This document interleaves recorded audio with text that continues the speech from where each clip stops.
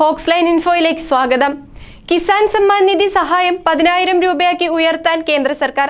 ചെറുകിട ഇടത്തരം കർഷകർക്ക് വരുമാനം ഉറപ്പുവരുത്തുന്നതിനായി കേന്ദ്ര സർക്കാർ ആവിഷ്കരിച്ചിട്ടുള്ള പദ്ധതിയാണ് പ്രധാനമന്ത്രി കിസാൻ സമ്മാൻ നിധി. നിലവിൽ 2,000 രൂപയുടെ 3 ഗഡുക്കളായി ആകെ 6,000 രൂപയാണ് പ്രതിവർഷം കർഷകർക്ക് നേരിട്ട് ബാങ്ക് അക്കൗണ്ടിൽ നൽകുന്നത്. ഇത് 8,000 രൂപയോ 10,000 രൂപയോ ആക്കി ഉയർത്തിയേക്കാമെന്നാണ് വിലയിരുത്തലുകൾ. ജൂലൈ 23-നാണ് ധനമന്ത്രി നിർമ്മല സീതാരാമൻ 3ാം നരേന്ദ്രമോദി സർക്കാരിന്റെ ആദ്യ സമ്പൂർണ്ണ ബജറ്റ് അവതരിപ്പിക്കുന്നത്.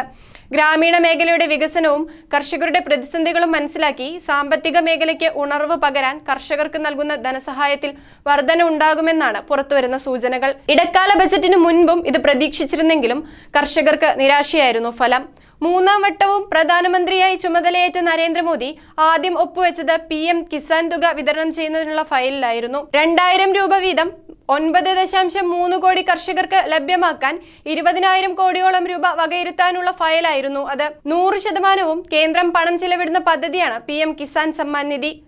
ആർക്കൊക്കെയാണ് കിസാൻ സമ്മാൻ നിധിയുടെ ഭാഗമാകാൻ കഴിയുക എന്ന് നോക്കാം. 2 ഹെക്ടർ വരെ സ്വന്തമായി കൃഷിഭൂമിയുള്ള ആളുകളാണ് പദ്ധതിക്ക് അർഹരായ ആളുകൾ. ആദായ നികുതിദായകർ, ഭരണഘടനാ പദവി വഹിക്കുന്നവർ, ഡോക്ടർമാർ, എഞ്ചിനീയർമാർ, സർക്കാർ ഉദ്യോഗസ്ഥർ, അഭിഭാഷകർ, ചാർട്ടേഡ് അക്കൗണ്ടന്റുമാർ, പ്രൊഫഷണൽ ആർക്കിടെക്റ്റുകൾ, പ്രതിമാസം 10,000 രൂപയിലധികം പെൻഷൻ വാങ്ങുന്നവർ തുടങ്ങിയവർക്ക് പദ്ധതിയുടെ ഭാഗമാകാൻ സാധിക്കില്ല.